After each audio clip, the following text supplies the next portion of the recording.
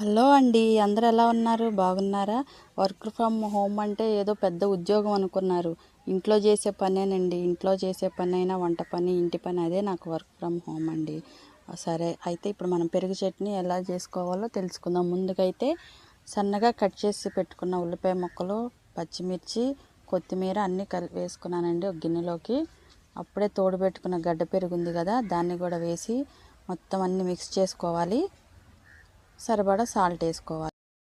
అలా బాగా కలుపుకున్న తర్వాత ఈ పెరుగు చట్నీని నేనైతే ఇప్పుడు రొయ్యలు బిర్యానీ చేశానండి. రొయ్యలు పుట్టగొడుగులు కలిపి బిర్యానీ చేసి ఎంతో టేస్ట్గా ఉంది. అదిగోండి, వేడి వేడి అన్నంలో ఈ పెరుగు వేసుకుని పెరుగు చట్నీతో తింటే చాలా టేస్టీగా ఉంది. మీరు కూడా ఒకసారి ట్రై చేయండి.